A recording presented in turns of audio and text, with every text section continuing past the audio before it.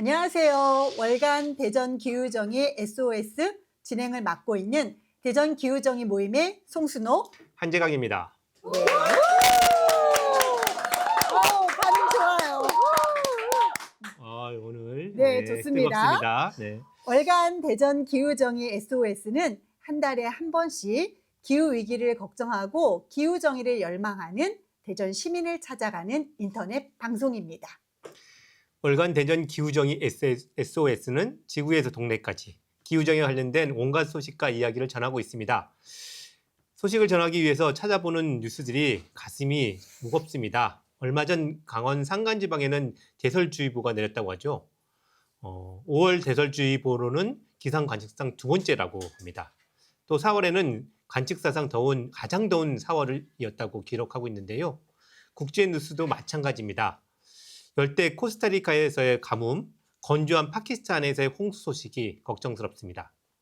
올 여름 극심한 폭염과 폭우를 예고하고 있고요.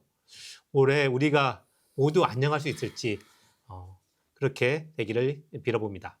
네, 모두의 안녕을 빌면서 4차 방송을 시작할 텐데요. 지난 3차 방송에서는 논산에 지어지고 있는 무기공장, 비인도주의적 대량 살상 무기인 확산탄을 생산하는 공장의 문제점을 이야기를 나눴습니다. 처음 들어보는데 어떻게 그런 무기를 만들 수 있는지 기가 막히다. 그런 무기를 만드는 공장이 인근에 있다는 사실이 놀랍다. 이런 말씀들을 해주시는 분들이 있었습니다. 그러게 말입니다. 자, 오늘은 이제 새로운 이야기로 4차 방송을 가지고 여러분들을 찾아가 보도록 하겠습니다. 네, 이제 첫 번째 코너를 시작하겠습니다. 새만금 신궁항 백지화 공동행동 김나인님의 기후정의 아무거나. 네, 오늘은 어떤 이야기를 가지고 오셨을지 궁금합니다. 김나인님 어서 오십시오. 어서 오세요. 네, 이번 달 이야기 주제 무엇일까요? 패스트 패션 뭐 이런 거 관련된 얘기라고 들었습니다만. 네, 옛날 이야기 보면은 그 도둑이 가진 거 입은 걸 다 벗어놓고 떠나라 이런 요구를 하는 얘기가 나오잖아요. 근데 그걸 보면 알 수 있듯이 옷이 굉장히 귀한 것이었다. 막 거지를 만나도 옷을 벗어주고 떠나고 이런 장면들이 나오는데, 그러니까 목화 플랜테이션 농장이 생기고 화석 연료로 생산력이 폭발적으로 늘어나고, 그리고 이제 그 방직 직물이 기계화되기 전에는 옷이 정말로 비싼 것이었습니다. 근데 이전에 중세까지만 해도 옷이 정말로 비싼 것이어서 고대 로마 시대 튜닉 한 벌이 한 70에서 200만 원 정도 됐고요. 고급 튜닉, 그러니까 고급 셔츠는 무려 1,000만 원에서 2,500만 원 정도 한 벌이 이렇게 됐는데요. 대량 생산을 하면서 가격이 굉장히 내려가긴 했는데, 심지어 요새는 패스트 패션으로 더 엄청나게 많은 옷들이 만들어지고 있습니다. 예전에는 1년에 뭐 봄, 가을 아니면 가을, 겨울 이렇게 2번 아니면 봄, 여름, 가을, 겨울 이렇게 4번 신상품이 나왔는데, 요새는 패스트 패션이 매주 신상품을 내놓고요. 심지어 중국의 한 패스트 패션 회사는 매일 5,000종의 신상품을 내놓고 있습니다. 네, 사실 아까 뭐 중세시대 옷 가격을 얘기했는데 그걸 떠나서 제가 한 30년 전에 제가 처음 이렇게 대학에 입학했을 때 저희 동네에 계신 어른들이 동네에서 이렇게 막 집집마다 돈을 모아서 저한테 옷 한 벌을 선물해 주셨어요. 근데 그때 옷 가격이 제 기억으로 10만 원이 넘었던 걸로 기억을 해요. 그래서 저희 집이 워낙 가난해가지고 저는 한 번도 새 옷을 대학 갈 때까지 입은 적이 없거든요. 근데 이제 동네에 경사가 났으니까 동네 어른들이 전부 모아서 사준 거예요. 지금 생각해보면 지금 화폐 가치로 따지면 한 100만 원 정도 하는 것 같아요. 근데 그 불과 30년 전만 해도 옷이란 것은 굉장히 귀한 거고 나에게 올 때까지 굉장히 정성을 다하는 물건이었는데 정말 요즘 한탄스럽게 그지 없는 것 네. 같습니다. 그렇군요. 정말 비쌌던 네. 상황이네요. 근데 나인님 말씀 중에 중국의 한 회사가 하루에 5,000종의 5,000종. 신상품을 출시한다. 상상이 좀 안 되는데요. 정말 엄청난 것 같아요. 그러면 대체 그 많은 옷은 누가 사 입나 싶기도 하고요. 네. 아무튼 그래서 뭐 얘기를 좀 더 이어주십시오. 네. 네, 그래서 워낙 저렴하니까 뭐 음. 1,000원, 2,000원, 1달러, 2달러 이런 옷들이 나오니까 사람들이 한 번 입고 뭐 한두 번 입고 그냥 세탁하기 전에 버리고 이러는 일까지. 그게 패스트 패션인 거잖아요. 네, 네네. 그렇죠. 그런 일이 일어나고 뭐 아무리 많이 입어도 정말 10번을 안 입고 버리는 이런 옷들이 너무 많아지고 있고, 그런데 옷이라는 것이 물질이니까 결국은 어디선가 와서 어디론가 가게 되지 않습니까? 그래서 화면을 보여주시면 이게 어디로 가냐면 결국은 제3세계 가나의 해변가인데요. 보면 우리가 버린 옷쓰레기들이 이렇게 산이 되어서 소들이 먹을 게 없어서 저 옷쓰레기를 먹고 있는 모습입니다. 그래서 옷을 제조하고 수송하고 폐기하는 그 모든 단계에선 당연히 또 탄소가 많이 배출이 되고, 그래서 패션 산업이 석유 산업 다음으로 온실가스를 많이 배출하는 산업이기도 합니다. 네, 심지어는 입지 않은 옷들조차도 그 패스트패션 회사가 다음 대량 생산을 위해서 일부러 버린다는 얘기도 들었고, 지금 보여주는 그림 안에는 태그를 떼지 않은 옷들도 굉장히 많다고 합니다. 네, 우리가 몸을 보호하고 보온을 하고 뭐 조금의 멋을 부리는 정도로는 이렇게 많은 옷이 필요하지 않은데, 자본주의에서는 끊임없이 욕구를 만들어내고 심지어 요새는 맞춤 광고로 한 명 한 명을 따라다니면서 광고를 해서 소비를 조장하잖아요. 네.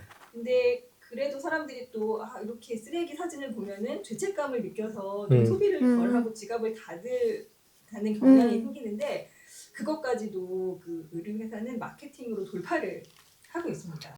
나인님 얘기를 들어보니까 의류회사가 죄책감까지 마케팅한다. 죄책감을 이용해서 마케팅한다. 이런 말씀을 해주신 것 같은데 어떤 얘기일까요? 우리가 그 재활용 표시가 붙은 일회용품을 좀 맘 편하게 소비를 하게 되는 것과 마찬가지로, 하지만 사실은 맘 편하면 안 되는데 소비가 되는 것처럼 옷도 우리가 자라, 뭐 망고, H&M 이런 패스트 패션 매장에 가면 재활용 마크가 붙어 있는 옷 수거함이 있습니다. 그래서 사람들이 되게 속 편하게 가뿐하게 여기 넣으면 옷이 재활용이 되는구나 하고 자기 헌옷을 걷다 넣고 새로운 옷을 사거든요. 그런데 이게 완전히 허구라는 것이 이제 추적 조사로 밝혀졌는데, 옷이 재활용되는 비율은 1%밖에 되지 않습니다. 결국은 돌고 돌아서 제3세계의 매립지로 가게 되는 것입니다. 그러면 패스트 패션으로 인해서 야기되는 피해가 정말 막대할 텐데요. 구체로 어떤 피해들이 있을까요? 네, 이런 아프리카 국가들은 자체 의류 산업, 직물 산업이 완전 망하고 그 나라에 엄청난 오염이 되고 있고, 그리고 만드는 노동자들은 유독한 염료를 계속 다루게 되고 그 섬유 먼지를 마시게 되면서 건강이 매우 해롭게 됩니다. 방글라데시와 태국의 강은 그 공장에서 만드는 옷 색깔의 염료로 완전히 물든다고 합니다. 미국의 펜톤이라는 색채 연구소에서 매년 올해의 색깔을 발표를 하는데, 그해 그 동남아시아와 중국의 공장의 주변의 강에는 올해 유행 색깔로 강 전체가 물든다고 합니다. 그리고 소비자의 입장에서는 우리가 원단만 무엇인지 표시가 되어 있지만 원단을 어떤 처리를 해서 만들었는지는 전혀 표기가 되어 있지 않거든요. 그래서 우리가 입는 그 합성 섬유들이 최대 50가지 이상의 이제 화학 물질로 덮여 있기 때문에 우리는 사실 독성 물질과 미세 플라스틱을 두르고 서서히 죽어가고 있다, 이런 말을 하기도 하고요. 또 이 미세 플라스틱의 가장 핵심적인 게 의류 세탁에서 나오는데, 특히 합성 섬유로 만든 옷을 우리가 입을 때 조금씩 닳고, 핵심적으로는 세탁할 때 많이 닳게 되는데, 그 닳는 것이 결국은 미세 플라스틱이 되어서 해양으로 이제 다 흘러들게 되고, 그것이 해양을 오염시키고 결국 또 해조류와 어류를 통해서 결국은 우리 몸으로 다시 들어오게 됩니다. 그리고 그뿐만이 아니라 이윤을 위해서 옷을 만들다 보니까 양들이 생산성이 없어지면 그 양모가 가격이 떨어져서 양들을 키우는 돈이 더 손해다고 생각이 되면은 양들을 쏘아 죽이는 일이 이제 호주에서 지금 일어났거든요. 그래서 이제 이윤을 위해서 이렇게 가차없이 처분하는 일도 옷 때문에 일어납니다. 네. 아니 그래서 그러면 정말 우리가 이 패스트 패션이 정말 누구를 위한 것인가 이런 얘기를 하지 않을 수 없는데 뭐 건강에도 환경에도 다 피해를 입히니까요. 근데 이런 패스트 패션을 규제할 수는 없는 건지 그냥 뭐 시민들 보고 패스트 패션 사지 마 뭐 이렇게 해서 될 문제는 아닌 것 같이 보여서 규제하는 방법 뭐 해외에서 어떻게 하는지 이런 얘기를 좀 알려주실 수 있을까요? 네, 다음 사진을 보시면 이런 문제 때문에 이거는 이 사진 보고 좀 뭔가 특이하다 이런 느낌은 좀 혹시 있으실까요? 이거는 브라질의 상파울루 사진인데 2천만이 넘게 사는 대도시거든요. 뭔가 모르겠네요. 뭐 그냥 도시 모습 같은데요. 네. 네네. 일단 다음 사진도 보시면 네네. 여기는 프랑스 파리인데 이것도 뭔가 우리나라와 뭔가 다른 점? 그럼 잘 모르겠지만 다음 사진. 나 뭔가 알 것 같아요. 사실 보면 이건 서울 사진이거든요. 광고. 네, 그렇습니다. 네. 그 상파울루는 외 광고가 어떤 형태로든 금지되어 있습니다. 그래서 다시 다음 사진을 보시면 이게 상파울루 사진인데요. 뭐 아주 아름다운 도시는 아니지만 보면은 광고가 하나도 없어요. 그러니까 우리가 자본주의의 이런 사람의 욕구를 끊임없이 자극하는 것을 어느 정도 제동을 가하려고 노력할 수 있다라는 것을 규제를 할 수 있다는 것을 보여주는 사례입니다. 그리고 네, 또 유럽 연합은 그 섬유의 제조 수입을 하는 업체가 그 쓰레기까지 책임을 지도록 하는 생산자 재활용 책임 재활용 생산자 책임 재활용 EPR이라고 하는 제도를 만들어서 2025년 1월 1일까지 그 제조 업체가 재사용을 위한 별도의 직물 사용 재사용, 재활용 준비를 마쳐야 합니다. 그리고 프랑스는 패스트 패션을 규제하는 법안을 마련하고 있기도 합니다. 그래서 이런 법들을 빠져나갈 구멍도 당연히 많긴 하지만 그래도 녹색 계급의 요구를 어느 정도 받아 안아서 성장주의, 소비주의의 제동을 걸 수 있다는 것을 보여주는 사례라고 할 수 있습니다. 네, 그 다음 슬라이드도 보여주시면 네. 이거는 뭐라고 써있나요? 블랙 프라이데이 세일. 세이브 100% 바이 나싱. 그러니까 블랙 프라이데이 세일인데 아무것도 사지 않으면 100% 이득입니다 이거예요. 뭐 몇 퍼센트 절약 이러는데 안 사면 100% 이득인 거거든요. 다음에 보시면 이게 스탑 쇼핑, 스타트 리빙. 그러니까 쇼핑을 멈추세요. 존재를 하기를 시작하세요. 그리고 이게 바이 나싱 데이라고 지금 우리 이 손상된 행성 그 불타고 있는 지구에서 대체 블랙 프라이데이가 웬 말이냐. 지금 우리가 소비를 급격히 줄여야 할 마당에 대체 블랙 프라이데이가 웬 말이냐. 이런 의미에서 이렇게 대규모 행진을 하고 또 바이 나싱 데이라고 블랙 프라이데이를 뒤집어서 아무것도 사지 않는 날을 선언을 하는 것입니다. 다음 사진도 보시면 이렇게 대규모 행진을 하기도 하고요. 네, 아무것도 사지 말자 이렇게 선언을 하고 있고 그리고 그 블랙 프라이데이에 대형 마트 앞에서 점거를 하고 사람들을 못 들어가게 보이콧을 이제 하기도 했습니다. 그래서 이제 혼자 안 사려고 느끼는 그럴 때 좌절감을 이렇게 다 같이 하는 행동으로 승화하면 세상을 바꿀 수 있습니다. 네. 감사합니다. 근데 패스트 패션에 대해서 우리 짚어보고 규제와 그리고 이 시민들이 같이 할 수 있는 공동 행동이 어떤 게 있을까 이런 거에 대해서 좀 이렇게 보여주신 것 같습니다. 네, 일단 오늘 감사합니다. 고맙습니다.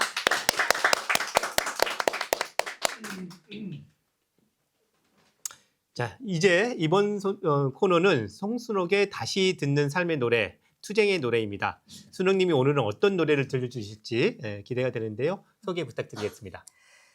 네, 다 아시는 것처럼 지난 토요일 5월 18일은 5월 광주 민주항쟁이 일어난 지 44주년이 되는 날이었습니다. 5.18을 기념하는 노래로 가장 많이 알려진 것은 저희가 이 첫 코너에서 처음 들려줬던 임을 위한 행진곡이고요. 또 5월의 노래라고 하는 노래가 5.18 노래는 참 많이 알려져 있는데요. 5월의 노래는 여러분들이 아실지 모르겠지만 세 가지가 있어요. 5월의 노래 1, 5월의 노래 2, 5월의 노래 3이 있는데요. 5월의 노래 1은 4분의 4박자의 노래가 아니고 4분의 3박자의 노래인데 5월의 노래 1이 갖고 있는 의미는 여튼 최초의 5.18을 가지고 만든 민중가요라고 하는데 큰 의의가 있고요. 그 다음에 이제 우리가 가장 많이 아는 노래가 5월의 노래 2예요. 그래서 현장에서 가장 많이 불려졌는 거 불려졌던 노래고요. 여러분들이 많이 아실 거예요. 꽃잎처럼 금남로에 뿌려진 너의 붉은 피. 이 노래를 부르면 사실은 모두가 이제 가슴도 뜨거워지고 눈물도 같이 흘리고 하면서 투쟁을 했던 노래인데요. 이 곡의 멜로디는 미셸 폴라레프의 유명한 곡 누가 할머니를 죽였는가를 행진곡 폭으로 개작한 것이라고 합니다.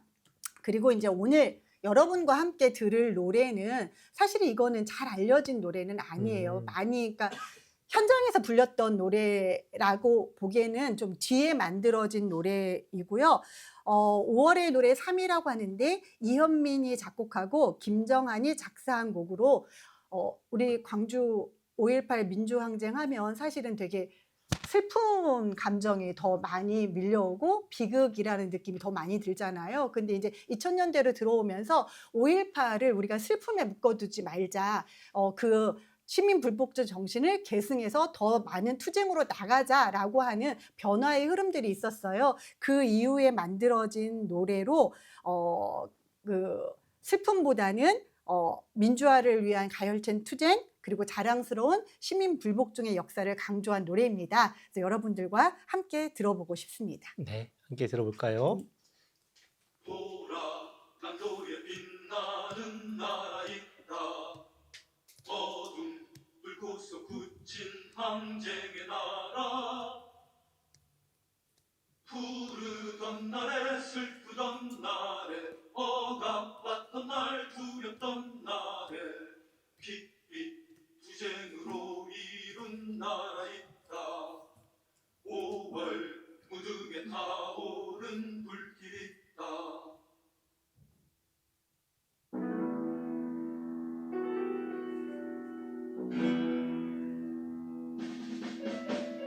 하늘은 여전히 푸른 평화. 바다는 여전히 자유의 파도. 보라 여기 피로 물들어 아름답게 빛나는 나라. 보라 여기에 붉은 피로 물들어 한떨기 꽃으로 빛나는 사람들인가.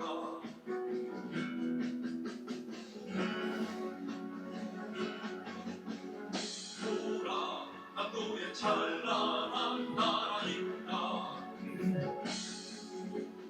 어둠 불꽃으로 그친 통일의 나라. 부르던 날에 기쁘던 날에 전진하던 날 벅차던 날에 빛빛 사랑으로 이룬 나라 있다. 5월 찬란한 두발의 나라 있다. 하늘은 여전히 푸른 평화. 바다는 여전히 자유의 파도. 보라 여기 피로 물들어 아름답게 빛나는 나라. 보라 여기에 붉은 피로 물들어 한떨기 꽃으로 빛나는 사람들인가. 보라 여기에 붉은 피로 물들어 한떨기 꽃으로 빛나는 사람들인가. 보라 여기에 붉은 피로 물들어 한떨기 꽃으로 빛나는 사람들이다. 네, 5.18 광주 민주항쟁은 민주화 운동, 거대한 시민 불복종 운동, 아름다운 공동체 운동입니다. 하지만 우리의 민주주의가, 자유가 더 이상 핏빛으로 쟁취되어서는 안 된다고 생각을 하고요. 5.18 민주항쟁 44주년을 지나면서 평화, 평등, 자유, 존중, 존엄이라는 말들이 자연스럽게 우리의 곁에 머물기를 소망합니다. 네. 오늘도 좋은 노래 들려주셔서 감사합니다. 이제 우리 방송의 하이라이트 토크쇼 기후정의 뭐래 코너입니다.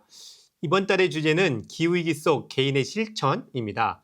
기후위기가 이렇게 심각한데 뭐라도 해야 하지 않나 이런 마음에서 내가 당장 할 수 있는 일들을 찾아 나서는 분들이 많이 있을 겁니다. 그러다가도 삼척발전소가 하나 가동되면 우리가 하는 거 다 소용없다 이런 생각이 들어서 좀 심란하기도 하죠. 네, 그런 얘기를 좀 한번 나눠볼까 합니다. 네, 네.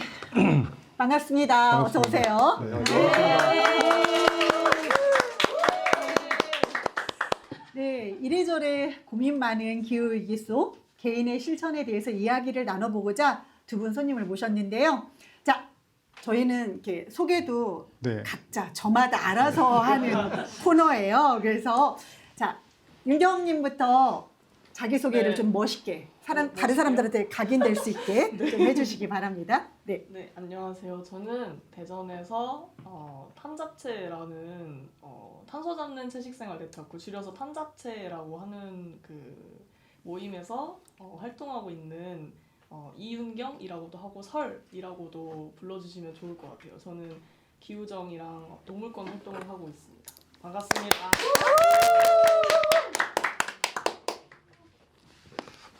안녕하십니까. 예의 바르시게 편하게 안녕하십니까. 하세요. 네. 편할 수가 없어요. 네. 지금 이렇게 방청객이 가득 찬 상황에서 제가 떨려가지고.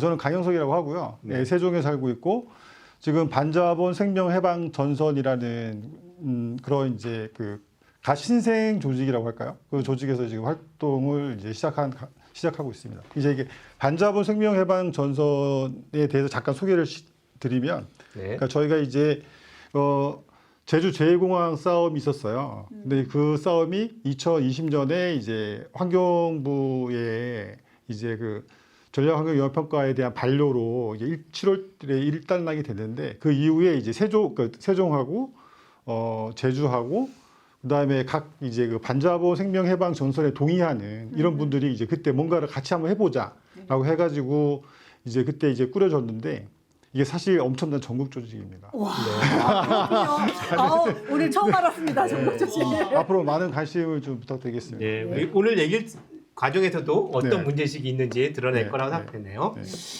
이 얘기를 좀 진행해 보면 기후위기 심각하다는 얘기를 많이 하잖아요, 그죠? 네. 그리고 다들 동감하실 텐데, 근데 언제 무엇을 보면서 이 기후위기 심각성을 느끼시는지, 또 기후위기에 대해서 인식하고 공감하는 계기는 어떤지 이런 얘기부터 좀 나눠보면 어떨까 합니다.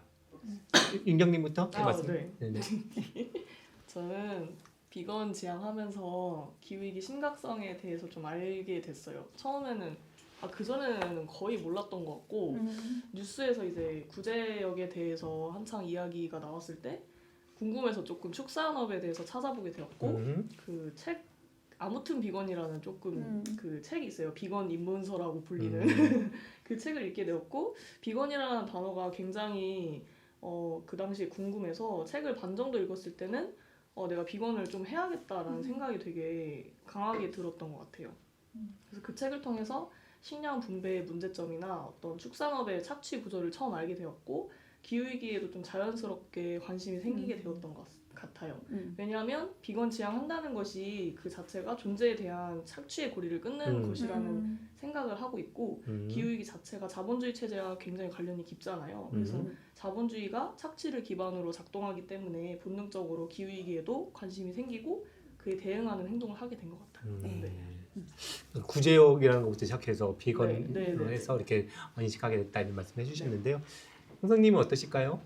저는 그러니까 사실 주변을 조금만 돌아보면 내지는 뭐 미디어라든지 이런 걸 조금만 이제 살펴보면 지금의 우리 사는 세상이 굉장히 지금 그러니까 위기 상황에 있구나라는 걸 좀 알게 되는 것 같아요. 특히 제가 이제 제주에 3년을 살았었는데, 그러니까 제주의 이제 지금의 그 제주 연안 바다에 그러니까 녹조류 이런 거의 지금 다 녹아서 실제로 거의 없어지고 있는 상황이다. 이제 그런 것들이 사실 언론을 통해서 많이 다뤄지고 있잖아요. 그 다음에 제주 하면은 사실 자리돔이라는 조그만한 물고기가 되게 유명한데 지금은 그게 그러니까 제주보다는 오히려 독도 연안에서 더 자주 발견된다.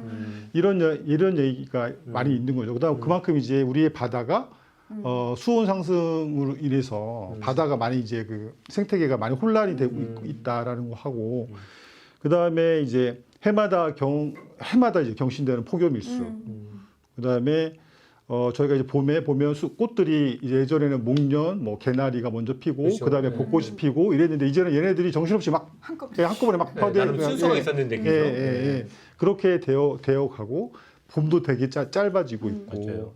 그다음에 이제 최근에는 더욱 심각성을 많이 느끼는 것들이 이제 북극이나 남극의 이제 그 빙하들이 엄청나게 빠른 속도로 녹고 있고 실제로 그것이 전 세계 바다의 그 수면 상승을 지금 야기하고 있다. 이렇게 되면 도서지방에 사는 어떤 주민들이라든지 이런 주민들이 나중에 점점 이제 그 자기 살 곳을 잃어간다라는 이런 것들이 실제로 많이 언론이라든지 미디어를 통해서 얘기가 되고 있잖아요. 예. 이제 그런 어떤 여러 가지 상황 속에서 사실 지금 우리가 기후위기 시대에 살고 있다라고 좀 느끼고 있습니다. 네, 뭐 이렇게 뭐 사실은 나의 가까운 거 또는 먼 거 그리고 네. 기본적으로 요즘 뭐 먹거리로 인해서 그쵸. 우리 네. 농작물 피해로 네, 인해서 물가가 상당히 올라가고 구하기도 되게 어려운 네, 맞습니다. 그런 일들이 네. 일어나고 있는데 이렇게 가까이서 이제 기후위기 심각성을 느끼다 보면 뭐라도 해야겠다 하는 막 이렇게 심정이 드는 것은 네. 지구별 거주자라면 누구라도 이제 당연한 일인데 뭐라도 해야겠다 싶을 때 당장 할 수 있는 것은 이렇게 저마다 개인이 할 수 있는 그런 실천들을 찾게 되잖아요. 그래서 아마도 두 분도 그런 실천들을 하고 계실 것 같은데 개인의 실천으로는 어떤 것들을 하고 계시는지 윤경 네. 먼저? 저는 뭐 텀블러 쓰고 이런 거는 좀 너무 기본적인 얘기인 것 너무 같아서 기본이죠. 아, 네. 네. 다른 얘기를 좀 해보고 싶어요. 네.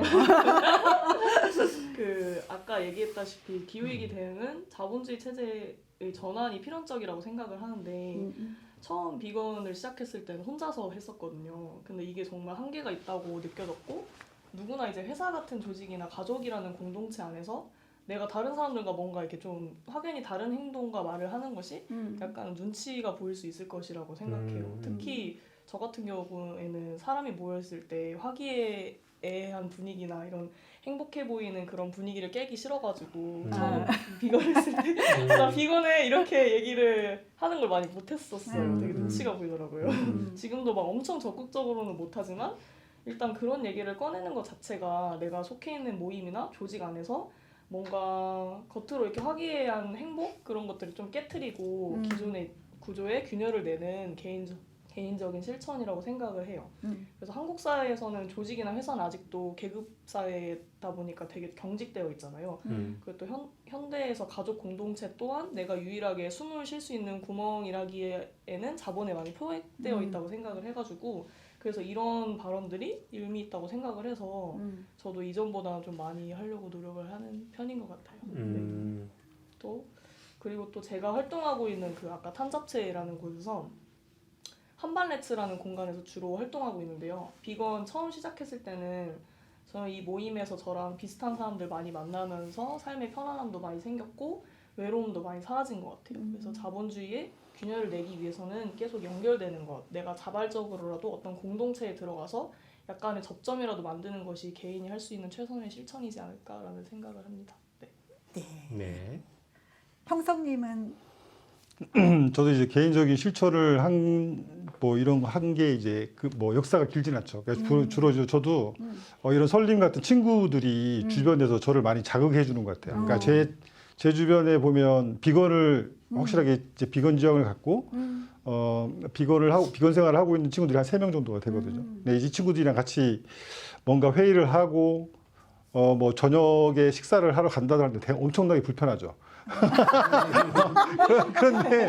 그럼에도 불구하고 그러니까 저희가 이제 언제부턴가는 그분 위주로 저희가 이제 어떤 뭐 회식 자리라든지 이런 것들을 갖다가 이제 가게 되더라고요. 그래서 이제 그런 실천들이 대단히 중요하다라고 생각을 하고 그다음에 또 주변에서도 제가 이제 그 회사 같은 데서는 저희는 아직 매우 기초적이게 플라스틱 컵, 카페 이런 거 그냥 아주 그냥 뭐 문제 의식 없이 그냥 사용하잖아요. 그럼 이제 그럴 때 제가 좀 싫은 소리를 내죠. 그러니까 싫은 티를 내고, 예, 그 이제 그러면서 이제 이런 어떤 것들을 계속 얘기해야 됐다는 생각도 들고, 그다음에 그 외에 저는 이제 마트를 아예 대형마트를 안 간다.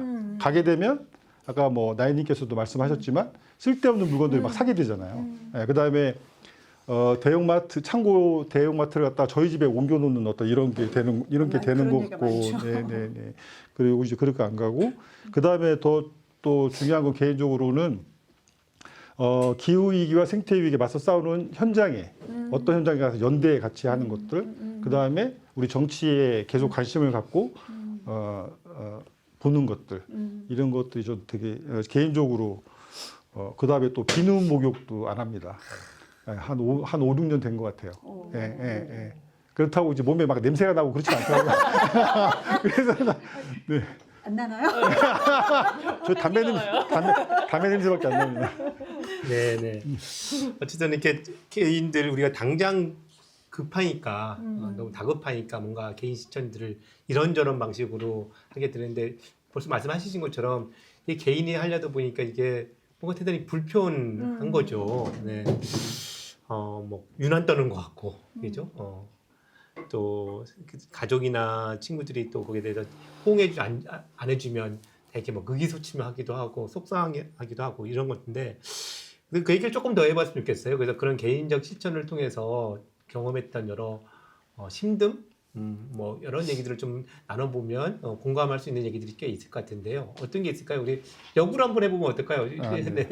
네. 아까도 말씀드렸지만 이런 거 저는 이렇게 그러니까 그 카페라든지 이런 데서 이제 그러니까 일회용 플라스틱 컵이 안 나왔으면 좋겠는데, 그렇죠. 그러니까 제가 이제 거기에 관심이 있다는 걸 아는데도 불구하고 저희 친구들이라든지 회사 동료들은 그냥 제 앞에서 이렇게 막 쓰는 거예요. 그렇게 쓰는 거 보면 화나죠, 이게 막 서운하고 그래가지고 계속 제가 이제 싫은 티를 내야 되고 이런 상황들이 계속 있는 거죠.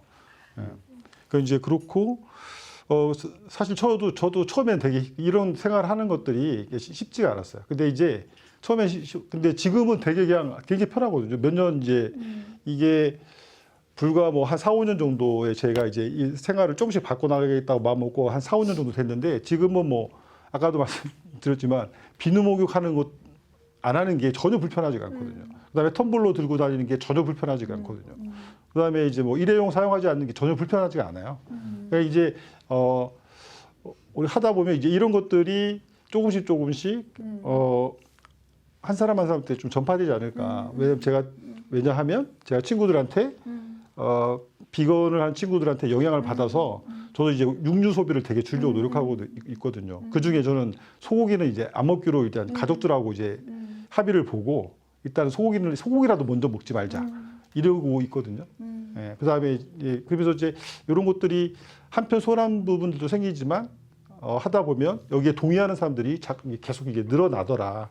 예, 이렇게 생각을 하고 있습니다. 네. 근데 윤경님은 어떠실까요? 네, 하실 얘기가 더 많을 것 같은데. 뭐 답답한 점도 많았고 우울하기도 했었던 것 같아요. 뭔가 이렇게 혼자인 것 같다라는 생각도 많이 들었고요.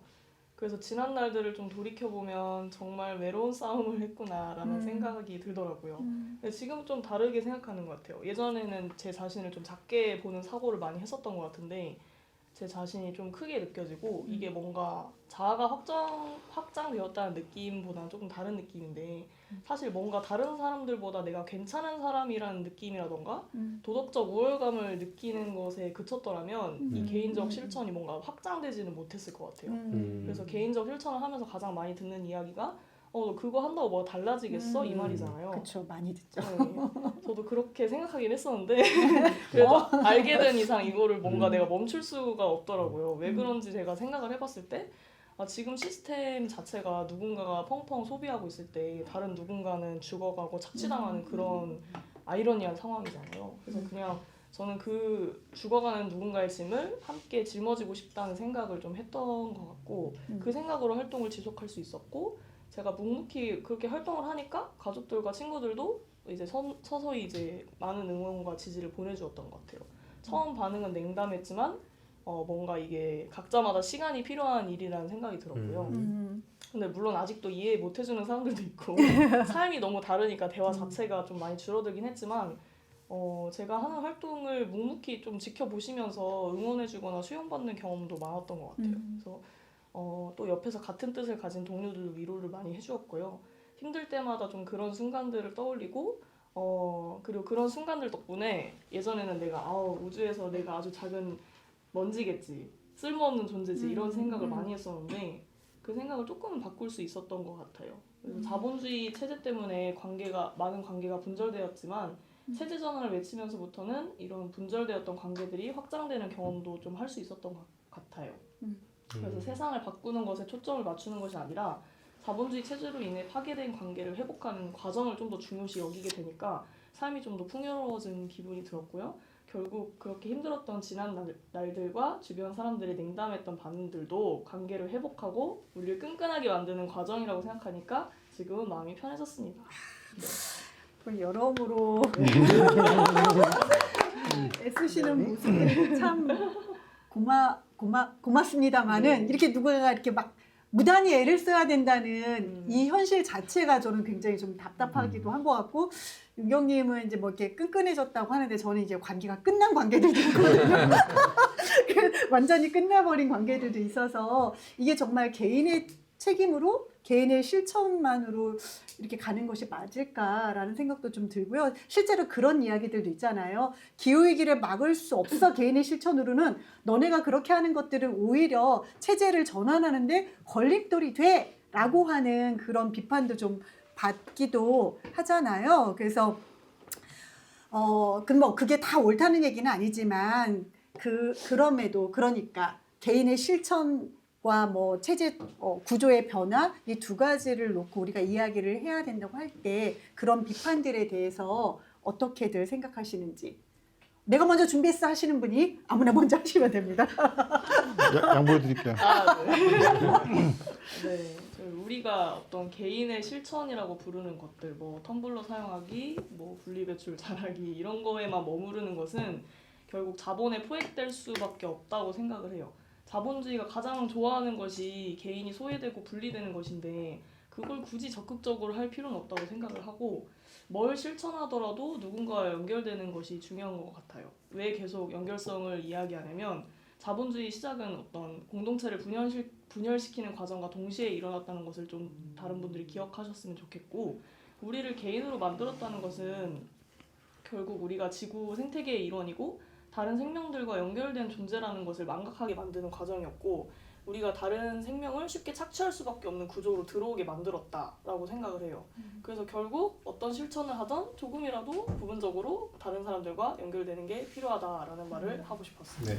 저도 설님 말씀에 전적으로 동감하고요. 그래서 저도 이제 개인적인 기후위기를 넘어서는 데 있어서 개인적인 실천만으로는 부족하다. 그래서 이제 구조적인 접근이 필요하다. 가령 이제 이런 비유가 적절한지 모르겠지만 저희가 이제 거지를 이제 거지에게 먹을 것을 갖다가 이제 주는 어떤 이런 행위도 사실은 필요하죠. 그런데 실제로 사실은 거지를 더 사랑한다고 하면 저는 이제 거지가 양산되는 구조에 대해서 왜 거지가 양산이 될까 하는 구조에 대해서 제가 문제 제기를 해야 되고 그 구조를 어떻게 바꿔내기 위한 노력이 같이 있어야 된다고 생각하거든요. 비유를 하나 더 들자면 만약에 이제 요새는 뭐 요새도 천정에 비가 새는 데가 있겠죠. 근데 천정에 당장 자다가 비가 새면 당장에는 사실은 그 밑에다가 방에 안 젖게 양동이를 대고 비를 받아내야 되잖아요. 근데 이제 비가 그치고 그 다음 날에는 사실은 지붕을 고쳐야 되잖아요. 그러니까 저는 이제 그러니까 개인적 실천과 구조의 문제가 어떤 이런 비유 속에 녹아 있다라고 저는 생각이 듭니다. 네, 말씀 감사합니다. 요즘 기후변화가 아니라 체제전환이란 말, 이런 말 많이 하고 있지 않습니까? 그래서 기후위기를 야기하는 그 체제 자체를 바꿔라. 그래서 앞서 얘기한 것처럼 양동이가 아니라 지붕을 바꿔야 된다. 이런 얘기했던 게 그것이라고 생각됩니다. 근데 체제전환을 또 강조하다 보면 또 그런 고민도 드는 거죠. 개인적 실천은 그럼 의미가 없다는 거냐? 이런 거죠. 그래서 그렇죠. 말씀한 것처럼 개인적 실천과 체제를 바꾸자는 노력 자체가 어떻게 보면 양립 가능한 건지 혹은 이걸 어떻게 좋아해야 될 것인지 이런 거에 대한 고민들을 좀 많이 해볼 수 있을 텐데요. 체제 전환의 그 주장에 동의하는 개인들이 할 수 있는 것들은 뭐가 있을까? 이렇게 질문을 해보면 어떤 대답을 할 수 있을지 궁금합니다. 이번에는 윤경님부터? 네. 네네. 부탁드리겠습니다. 개인의 실천도 물론 엄청 중요하다고 생각해요. 근데 앞서 이야기했듯이 혼자 실천하는 것에는 한계가 있고 전 개인적으로 실천했을 당시에는 우울감에 빠지기도 했거든요. 기우울감. 그래서 이런 측면에서 개인적 실천은 고립될 수 있는 위험이 있기 때문에 다른 누군가와 연결되는 것이 체제 전환 주장에 동의하는 개인들이 할 수 있는 일 중에 하나라고 생각해요. 예를 들면 내가 직접 현장에 나가서 뭔가 투쟁하기는 좀 어렵다. 그런 것은 어렵지만 현장에서 활동하는 동료들의 옆에 서서 존재의 기반이 되는 것 또한 현장 활동가와 역할이 다른 것뿐이지 활동가만 주체라고 할 수는 없다고 생각을 해요. 그냥 돈으로 후원하는 방식이 아니라 다른 방식으로 옆에 서는 방법을 상상하는 것이 우리에게 더 필요하지 않을까라는 고민도 같이 하면 좋고요. 결국에는 내가 쓰는 시간과 노동이 점점 더 어디와 함께하는가, 누구의 옆에서 우리가 되는가와 같은 과정의 문제라고 생각합니다. 네. 멋지네요. 네. 네. 거기에 한 가지 더 같이 이제 되게 소수자로 살아가는 네. 비건 지향인으로서 그러니까 그렇게 연대하는 개인도 되게 중요하지만 그러니까 생명을 착취하지 않는 사회 구조를 만드는 데 힘을 보태는 것 그런 당사자가 되는 것 그래서 그런 구조가 누구나 함께 실천하기 그러니까 자연스럽게 실천이 될 수밖에 없는 사회 구조로 바꿔나가는 것이 이렇게 개인의 실천과 사회 체제를 바꿔내는 게 함께 가는 길이 아닐까 괜히 지금 동질감이 느껴져서 한마디 덧붙여봤습니다. 네, 감사합니다. 이제 형성님 얘기 좀 들어볼까요? 네.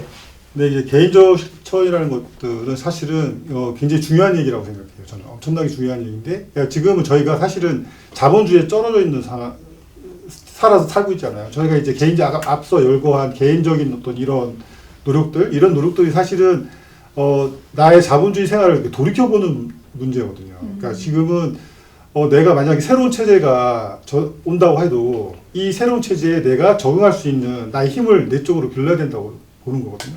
그래서 진짜 저희는 이제 어떤 구조적인 게 체제의 전환도 같이 도모해야 되지만 그 체제의 전환에 맞는 나의 삶, 나의 행동 방식, 생활 양식 이런 것도 점검하고 가야 된다. 그래서 저는 개인적 실천이 매우 중요하다. 그런데 그것뿐만 아니라 같이 이 체제, 나의 개인적 실천을 담아낼 수 있는 제도, 이 제도를 우리가 만들어야 되지 않을까 이렇게 생각합니다.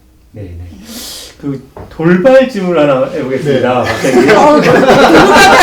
돌발 질문 뭐 있다 네. 궁금하다. 보통 네. 근데 텀블러 들고 다니고 뭐 비건을 하고 하는 게 어떤 장면에서 되게 힙한 문화적으로 힙한 이런 걸로 묘사되어 있잖아요, 그죠? 근데 그런 것 중에는 또 이게 몇 대에게 얘기를 붙여보면 어떤 그런 힙한 행동들을 참여하는 사람인데 이 사람이 그 금융회사에서의 네. 그런 네. 트레이드 같은 거예요. 네. 그래서 그 사람이 뭐 하루에 수천억 원을 옮겨 다니고 그런데 사실 그렇게 하면서 실제로 저 끝에는 상당한 무엇인가 파괴를 일삼는데 그는 저 멀리의 얘기고 자기는 너무 쾌적하는 공간에 또 힙한 어떤 문화적 자본이 있으니까 뭐 비건도 하고 뭐도 하고 할 수도 있을 것 같이 보여요. 그때 어떤 이 소위 밥벌이라는 어떤 것을 통해서 하는 행위와 실제로 생활 양식으로 하는 행위가 상당히 이렇게 모순 없이 한 개인한테 합치될 수도 있을 수도 있겠다 하는 생각이 들기도 하거든요. 네. 본인이 그런 상황에 오면 너무나 돌발적인 질문. 어떨까요? 그렇죠. 이게 뭐 저희 직업을 분명하게 드러내고 싶진 않지만, 그러니까 저도 사실은 그러니까 자본주의 체제 안에서 그러니까 여기서 계속 어떤 생산과 거기에 따르는 이유를 이제 만들어내야 되는 사회잖아요. 그러니까 저희 회사도 어쩔 수가 없는 거죠. 그러니까 그런 부분 저도 사실은 자본주의 체제 안에서 살아가는 그 자본주의 체제에 수긍하고 살아가는 한 사람일 수도 있는 거라고 생각을 해요. 그런데 이제 문제는 내가 이거를 자각하고 또는 이런 형태의 체제에서 우리가 계속 살아가는 게 옳으냐에 대한 질문. 그러니까 이 질문들을 내 친구, 우리 또 주변 사람들과 같이 계속 해보고 나의 어떤 위기의식을 같이 알려내는 이런 노력들이 중요하지 않을까. 이렇게 되면 답변을 좀 피해가는. 네, 이게 돌발이었습니다. 죄송합니다. 혹시 인경님도 혹시 뭐 지금 이 돌발 질문에 뭐 덧붙여 볼 만한 얘기가 있을까요? 저도 비슷하게 생각하는 것 같아요. 어떤 그런 삶을 살고 있더라도 방향성의 문제라는 좀 생각이 들어요. 저 같은 경우에도 뭐 어쨌든 도시에서 살고 있으니까 자연스럽게 그 착취의 구조에 들어갈 수밖에 없잖아요. 그래서 그렇다고 해서 내가 아예 아무것도 안 하는 건 아니고 계속 내가 뭔가를 생각하면서 바꾸려고 노력은 하고 있는데 이게 의미 없는 것일까라는 생각이 들면 그건 아니라는 생각이 또 들어가지고 방향성의 문제라는 생각이 들고 그거는 아까 얘기하셨다시피 그런 계속 성찰하고 내가 어떻게 누구와 계속 함께하느냐라고 이제 계속 생각하는 그런 것들이 필요하다고 생각합니다. 네. 네, 감사합니다. 이렇게 개인의 실천이라는 것 제가 우리는 그런 결론에 좀 도달할 수 있을 것 같아요. 개인의 실천이 의미 없는 게 아니라 출발점을 쓰는 거고, 그런데 개인의 실천에만 매몰돼서는 우리의 바꿔야 되는 어떤 큰 과제 자체를 놓칠 수 있겠다. 그 둘 사이의 조화, 긴장 이런 것들을 잘 이해하고 해나가면 좋겠다. 이런 말씀을 해주신 것으로 저는 이해가 되는데요. 네. 저는 그러니까 긴장보다는 그러니까 이제 이런 최근에 이제 세종보호를 닫겠다고 하는데 그런데 이제 뭐냐면 그러니까 저희가 그 강을 강의 생명, 강에 깃들어 가는 생명들에 대한 보가 닫히면 거기에 대한 염려는 다 갖고 있는데 이 보가 왜 닫히는 줄을 모르는 거죠. 마찬가지로 저희가 옷을 안 사고 싶은데 계속 사게 되는 어떤 이런 이유. 그리고 제가 이제 사실은 그러면 옷을 안 사게 되는 이유가 있잖아요. 아까 김나희님 말씀하신 대로. 근데 이것들이 굉장히 어떤 사회적인 문제를 일으키는 건데, 근데 나는 옷을 안 산단 말이에요. 안 사야 된다고 생각한단 말이에요. 근데 저 같은 이런 생각들이 체제에 담겨줘야 된다는 얘기죠. 근데 이게 어떤 저는 긴장관계라기보다는 우리가 생각하는 이런 어떤 결신들을 이 체제가 담아줘. 어떤 체제가 담아줘야 된다고 생각해요. 담아낼 수 있도록? 담아낼 수 있는 체제가. 그 자본주의는 지금 전혀 그거를 갖다가 못하고 있다고 생각하거든요. 그래서 이제 새로운 체제가 도래해서 이 체제, 우리의 개인적인 노력도 다 담아낼 수 있는 그런 체제가 생겼으면 좋겠다라는 생각이 듭니다. 네, 감사합니다.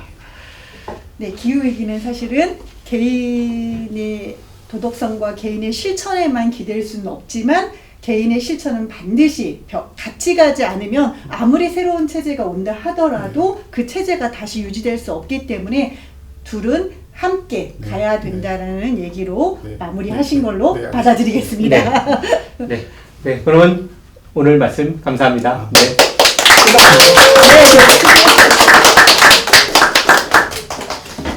네, 돌발 질문을 하면서 얘기가 어려워졌나요? 아니, 오히려 쉬워진 것 같아요. 네. 이번 코너는 송송이의 버즐 서점입니다. 버즐 서점은 송송이 님이 직접 운영하는 책방 이름이기도 한데요. 매달 한 권 혹은 두 권씩 기후정의와 집간접 쪽으로 관련된 책을 소개하고 있습니다. 어서 오십시오, 송송이 님.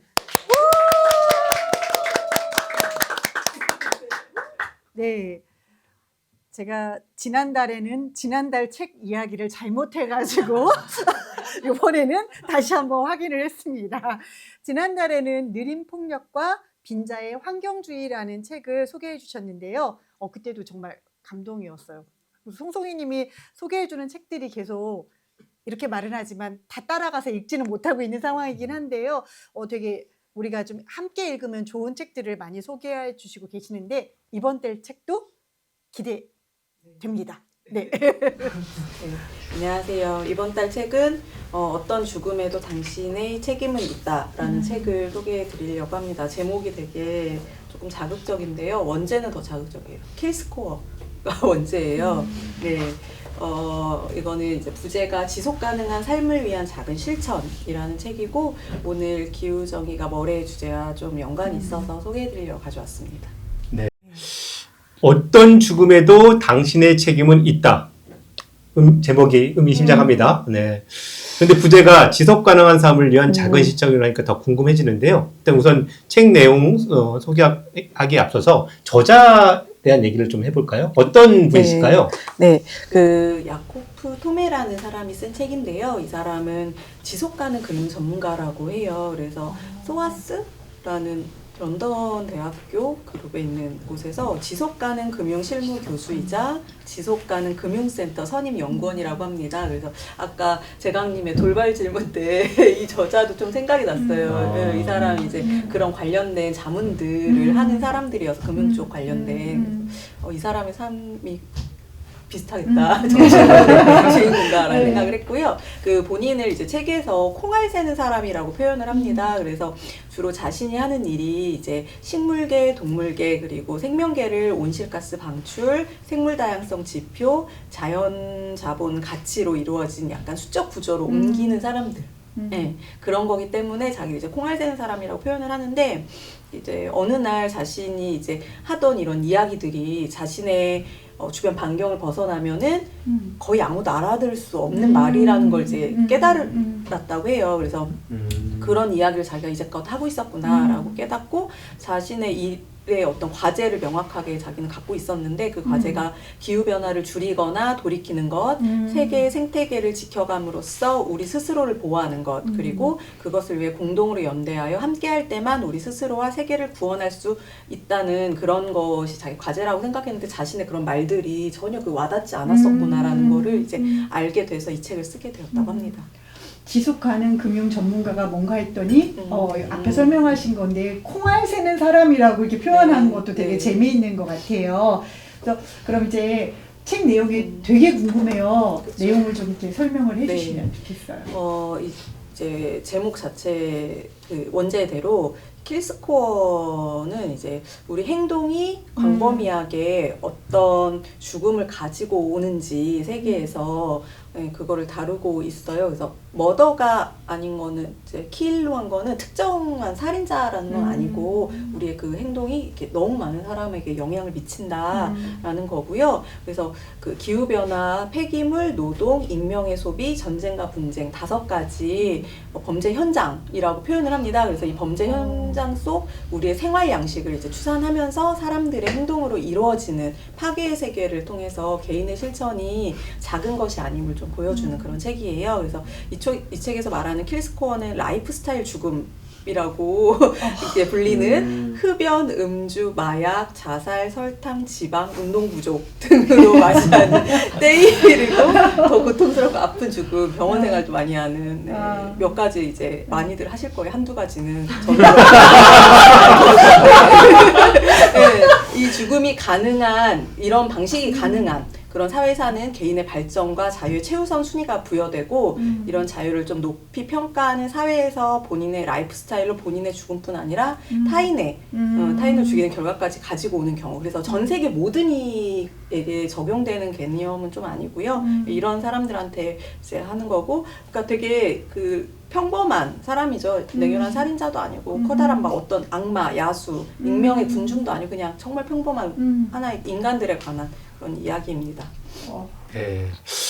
제목을 들으니까 설명을 들으니까 제목 킬스코어가 어떤 죽음에도 당신의 책임은 있다라고 번역한 이유를 알겠고 또 우리 그 유명한 또 표현이죠. 표계 악의 평범성 뭐 이런 얘기도 좀 떠오르기도 하고 의도한 것 같습니다. 이 부분 적극적으로 그걸 의도한 것 같은데 자 그러면 킬스코어가 기후위기랑 어떻게 연결되는지 좀 얘기를 좀 해주시죠. 5가지 그 범죄 현장을 다 말하기는 좀 그래요. 왜냐면 그것마다 킬스코어를 다르게 추산을 하거든요. 그래서 첫 번째 그냥 기후 우선 이야기로 할게요. 여기에서는 기후 위기가 아니라 기후 변화라고 번역을 했어요. 그래서 킬스코어, 이 기후 변화에서 킬스코어는 그 명확한 피해자를 통해서 가해자를 찾아 나서는데요.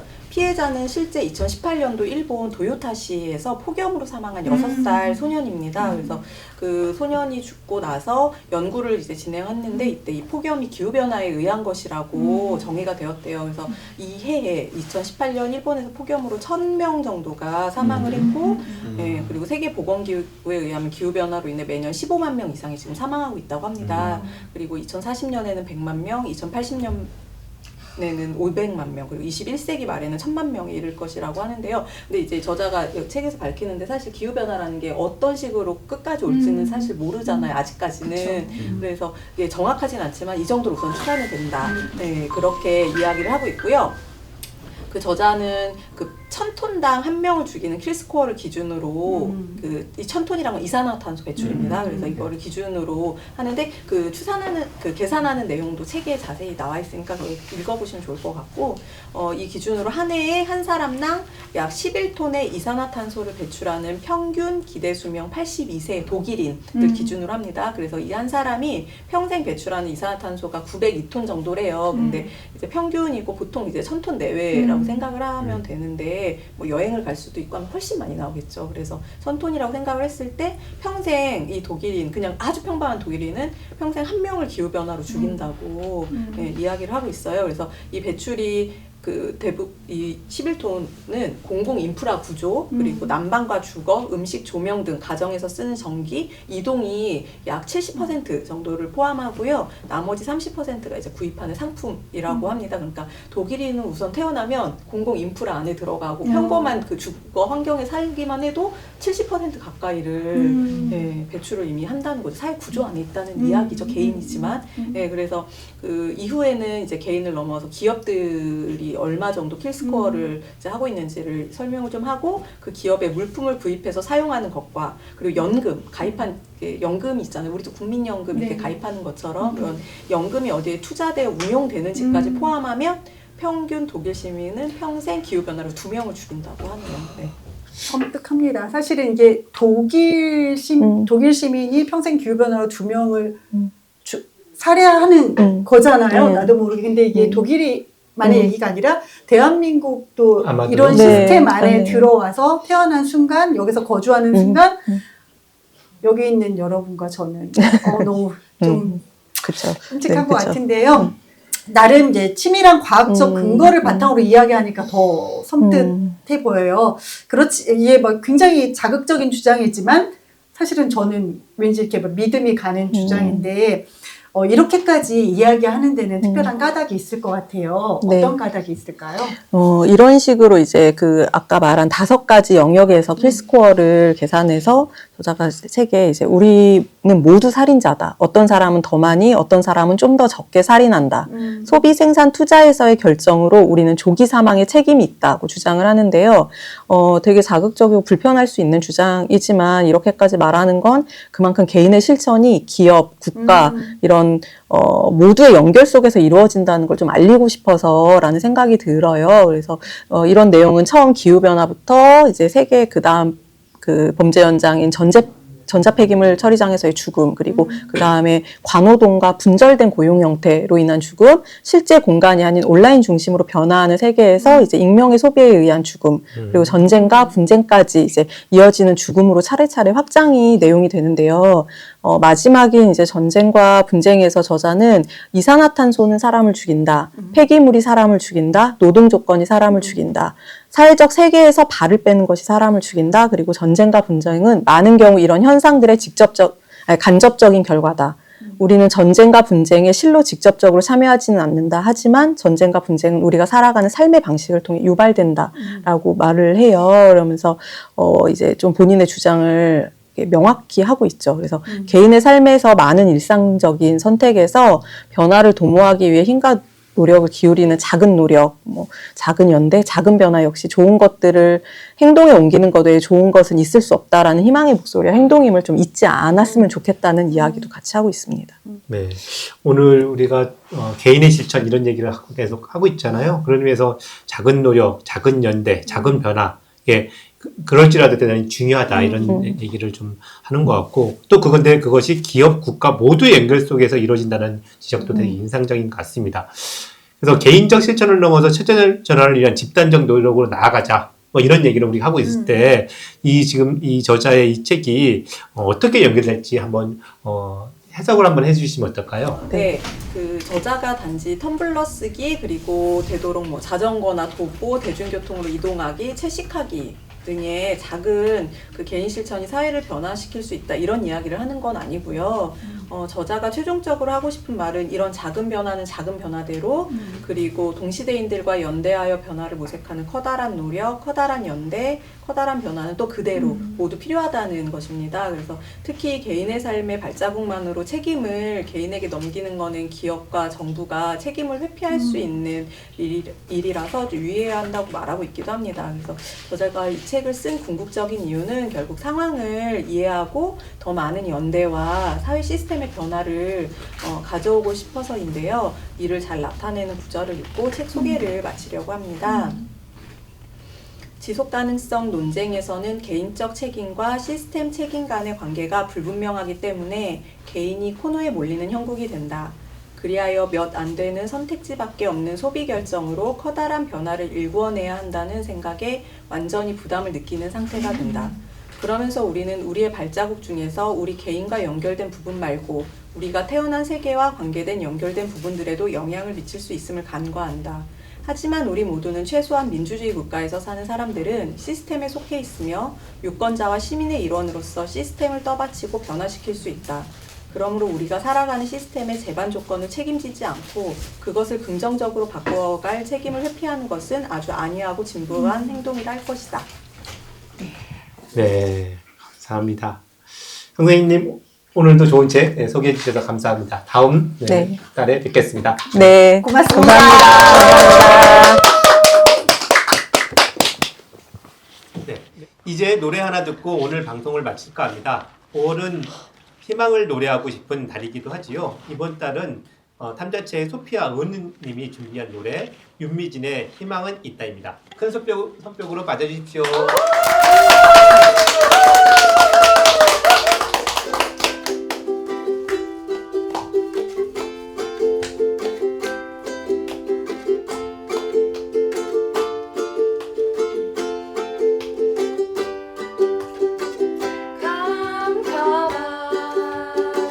숲길을 걷듯 앞이 보이지 않는 삶에 지친 그대여 밤새 헤매일지라도 숲 사이로 아침은 온다. 그대 눈살 찌푸리며 한숨 짓지만 오늘도 축복받는 새 생명이 있고 아직 우리에겐 살 같은 것들이 시작하는 연인들의 사랑도 있다오. 그래 우리에게 희망은 있다. 그대 눈빛 빛나고 있는 한 아직 우리에게 희망은 있다. 그대 진실 살아있는 한 그대 눈살 찌푸리며 한숨 짓지만 오늘도 축복받는 새 생명이 있고 아직 우리에겐 살 같은 것들이 시작하는 연인들의 사랑도 있다오. 그래 우리에게 희망은 있다. 그대 눈빛 빛나고 있는 한 아직 우리에게 희망은 있다. 그대 진실 살아있는 한 그대 진실 살아있는 한